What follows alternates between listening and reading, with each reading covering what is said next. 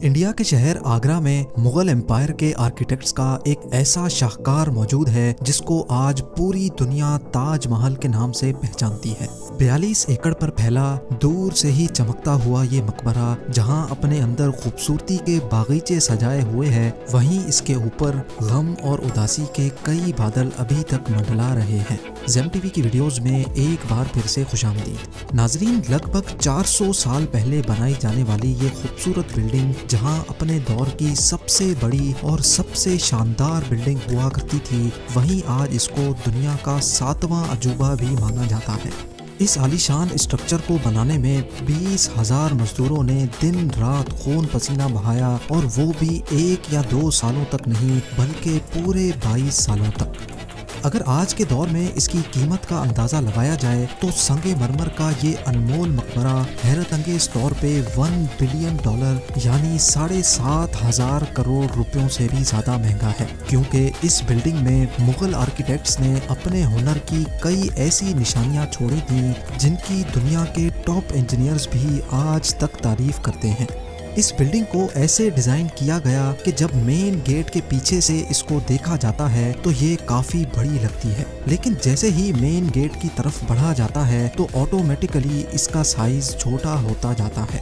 دماغ کو چکرا دینے والی یہ کوئی پہلی ٹرک نہیں تھی جو مغل آرکیٹیکٹس نے استعمال کی ہو۔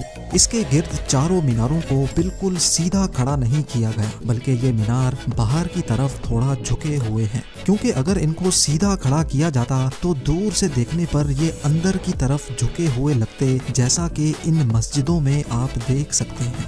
ان میناروں کو باہر کی طرف جھکانے کا ایک اور ریزن بھی تھا، اور وہ یہ تھا کہ خطرناک ارتھ کوئک کی صورت میں اگر یہ مینار گرے بھی تو یہ باہر کی طرف گر کر تاج محل پر ایک آنچ بھی نہ آنے دے۔ لیکن آخر ماجرا کیا تھا کہ اس کو بنانے والے کسی صورت میں اس پر ایک خراش بھی برداشت نہیں کر سکتے تھے۔ تاج محل کے وہ کون سے راز تھے جن کو 400 سال پہلے چھپانے کی کوشش کی گئی تھی، اور جب اس دور میں کنکریٹ یا اسٹیل ہی نہیں ہوا کرتا تھا تو آخر اس عالیشان مقبرے اور اس پر موجود 40 میٹر اونچے ڈوم کو کیسے بنایا گیا؟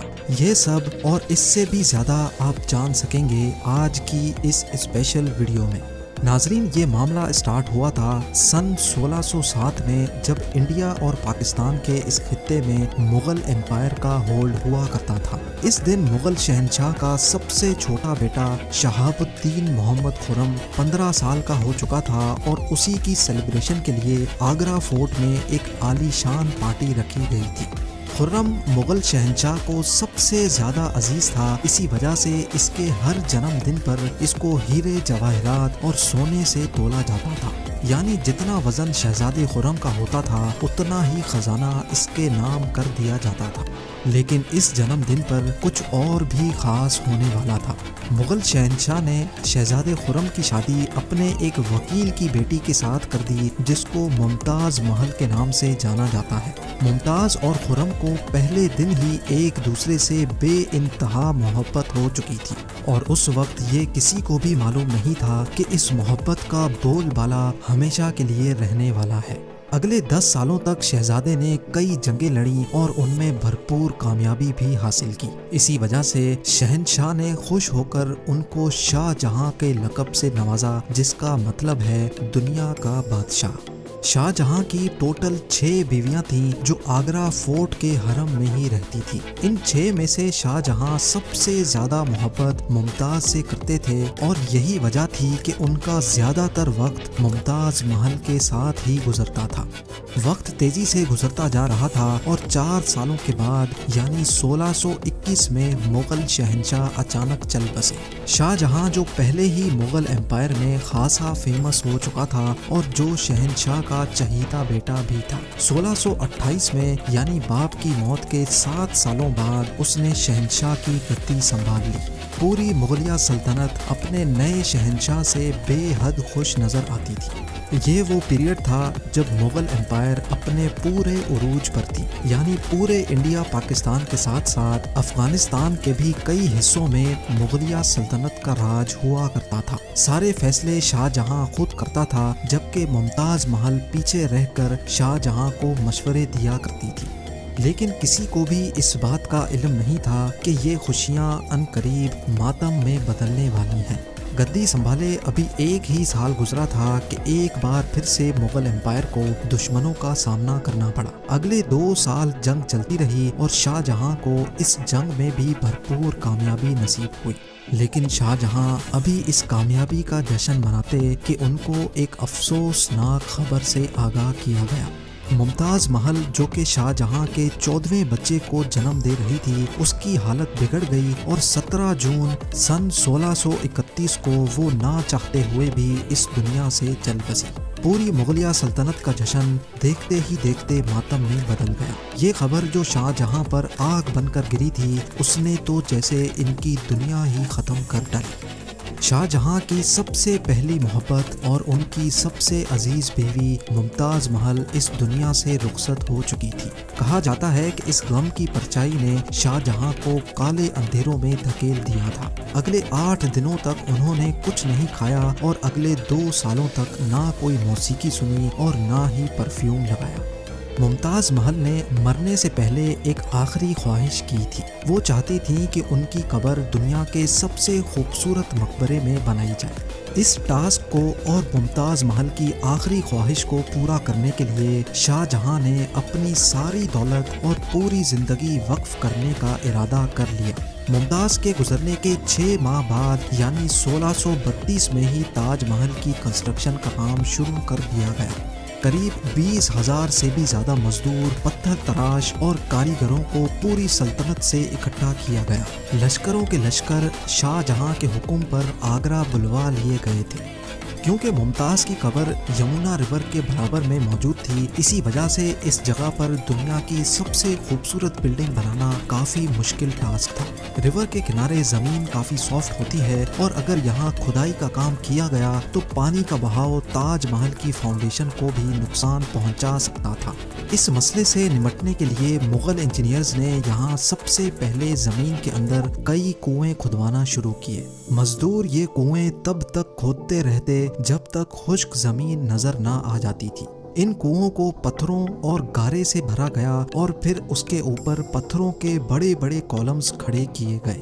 اس سارے کام کو انجام دینے کے لیے مزدوروں کے ساتھ ساتھ ہاتھیوں کی ایک بہت بڑی فوج کو بھی استعمال کیا گیا۔ مغل انجینئرز کی یہ ٹرک کام کر چکی تھی اور اب ایک ایسی مضبوط فاؤنڈیشن تیار تھی جو نرم زمین پر بھی فولاد بن کر کھڑی تھی۔ فاؤنڈیشن کے بعد اب باری تھی ایک ایسے بلڈنگ ڈیزائن کی جو آج سے پہلے کسی نے بھی نہ دیکھا ہو، ایک ایسا ڈیزائن جو پچھلے سارے ریکارڈ توڑ ڈالے۔ تاج محل کے ڈیزائن کا آئیڈیا شاہ جہاں نے اپنے باپ دادا کے مقبروں سے لیا تھا۔ باپ کے مقبرے سے میناروں کا آئیڈیا لیا گیا، دادا کے مقبرے سے بلڈنگ کور کا آئیڈیا لیا اور اپنے انکل کے مقبرے سے ڈوم کا آئیڈیا لیا تھا۔ اور جب ان سب کو کمبائن کیا گیا تو ایک شاندار اور عالی شان ڈیزائن ابھر کر سامنے آیا۔ بلڈنگ کے اسٹرکچر کو بنانے کے لیے لاکھوں نہیں کروڑوں اینٹیں موقع پر ہی بیک کی گئیں۔ یہ سب اتنا آسان نہیں تھا اور اس میں لا تعداد پیسے بھی بہائے جا رہے تھے۔ ہر گزرتے دن شاہی خزانہ تیزی سے خالی ہوتا جا رہا تھا، لیکن شاہ جہاں کو کسی چیز کی پرواہ نہیں تھی، بس ان کو یہ کام ہر قیمت پر کمپلیٹ کرنا تھا۔ کہا جاتا ہے کہ تاج محل کی کنسٹرکشن میں اتنے زیادہ لوگ لگائے گئے تھے کہ ان کی وجہ سے آس پاس کے علاقوں میں کھانا پینا ختم ہو گیا تھا۔ 20,000 مزدوروں اور کاریگروں کی ڈیمانڈ پوری کرنے کے لیے شاہ جہاں نے آس پاس کے تمام علاقوں سے اناج آگرہ منگا لیا تھا۔ کئی سالوں کی محنت کے بعد بلڈنگ کا اسٹرکچر کمپلیٹ ہو چکا تھا اور اب باری تھی اس کو سنگ مرمر سے سجانے کی۔ یہ سنگ مرمر آگرہ سے 400 کلومیٹر دور راجستھان سے منگایا جانا تھا، کیونکہ یہاں کا مکرانہ ماربل آج تک دنیا کا فائنسٹ ماربل مانا جاتا ہے۔ شاہ جہاں نے تاج محل کے لیے پورا مکرانہ ماربل ریزرو کر لیا تھا، یعنی جب تک تاج محل کی ڈیمانڈ پوری نہیں ہو پائے گی تب تک کسی کو بھی یہ ماربل خریدنے کی اجازت نہیں تھی۔ 1000 ہاتھیوں کی مدد سے ہزاروں ٹن وزنی ماربل راجستھان سے آگرہ منگایا گیا۔ تاج محل کا یہ خوبصورت ڈوم اتنا بڑا ہے کہ اس کا اندازہ صرف آنکھوں سے دیکھ کر ہی لگایا جا سکتا ہے۔ آج کل اس طرح کے ڈوم بڑی آسانی سے اسٹیل اسٹرکچر پر بنائے جا سکتے ہیں، لیکن 400 سال پہلے 40 میٹر اونچے ڈوم کو بنانے میں ان کے پاس صرف پتھروں کا ہی سہارا تھا۔ اس ڈوم کو بنانے میں مغل انجینئرز نے جو اسٹریس کیلکولیشن کی تھی اس کی آج کے انجینئرز بھی بہت تعریف کرتے ہیں۔ تاج محل کی فنیشنگ کے لیے اس کو پیٹرا ڈورا یا پرچن کاری سے ڈیکوریٹ کیا جانا تھا۔ پیٹرا ڈورا ایک ایسی کلاکاری کو کہا جاتا ہے جس میں قیمتی پتھر کو ماربل کے اندر تراش کر لگایا جاتا ہے۔ ماربل کو بڑی مہارت اور باریکی سے قیمتی پتھر کی شیپ کے حساب سے تراشا جاتا ہے اور پھر اس میں پتھر کو گلو کے ذریعے چپکایا جاتا ہے۔ تاج محل پر استعمال ہونے والی گلو کوئی عام گلو نہیں تھی۔ کافی ریسرچ اور لیبارٹری ٹیسٹ کے بعد معلوم پڑا کہ یہ گلو شیرہ، لیمن جوس اور سنگ مرمر پاؤڈر کو ملا کر بنائی جاتی تھی۔ وہی سیم گلو آج بھی تاج محل کی رینوویشن کے لیے استعمال کی جاتی ہے۔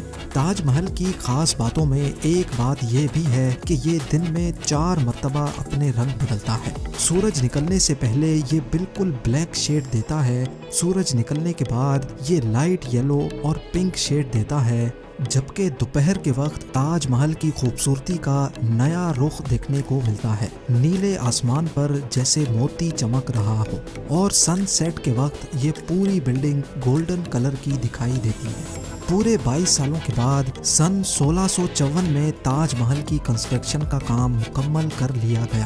شاہ جہاں اپنی بیگم کی یاد میں دنیا کا سب سے خوبصورت مقبرہ بنانے میں کامیاب ہو چکا تھا۔ شاہ جہاں نے اس عالی شان عمارت کا نام اپنی پسندیدہ بیوی کی یاد میں ہی رکھا۔ ممتاز محل سے اس کا نام تاج محل رکھ دیا گیا۔ ہر سال شاہ جہاں ممتاز کی برسی پر یمنا ریور کے ذریعے تاج محل پر جایا کرتے تھے۔ یہ تاج محل کی ایسی انٹرنس تھی جس کو صرف شاہی خاندان کے لیے ہی بنایا گیا تھا۔ اس انٹرنس کی دیواروں پر دلکش نقاشی کا کام کیا گیا تھا جو شاید صرف شاہی آنکھوں کے دیکھنے کے لیے ہی کیا گیا تھا۔ شاہ جہاں کا یہ مہنگا ترین پروجیکٹ کمپلیٹ تو ہو چکا تھا، لیکن اس نے مغلیہ سلطنت کو تباہی کے کنارے پر لا کھڑا کیا۔ 4 سالوں کے بعد یعنی 1658 میں شاہ جہاں اور ممتاز کے اپنے ہی بیٹے نے شاہی تخت الٹ دیا اور خود مغل امپائر کا شہنشاہ بن گیا۔ شاہ جہاں جو پچھلے 30 سالوں سے اس تخت پر راج کر رہے تھے، اس کو قیدی بنا کر آگرہ فورٹ میں ہی بند کر دیا گیا۔ صرف ایک فیسلٹی ایسی تھی جو شاہ جہاں کو دی گئی، اور وہ یہ تھی کہ جس کمرے میں اس کو بند کیا گیا تھا اس کی کھڑکی سے وہ تاج محل کو دیکھ سکتے تھے۔ 8 سال قید میں رہنے کے بعد 74 ایئرز کی ایج میں شاہ جہاں بھی اس دنیا کو الوداع کر گئے۔ شاہ جہاں کا اب ممتاز سے دوبارہ ملنے کا وقت آ چکا تھا اور ان کو تاج محل میں ہی دفن کر دیا گیا۔ امید ہے یہ ویڈیو بھی آپ لوگ بھرپور لائک اور شیئر کریں گے۔ آپ لوگوں کے پیار بھرے کامنٹس کا بے حد شکریہ۔ ملتے ہیں اگلی شاندار ویڈیو میں۔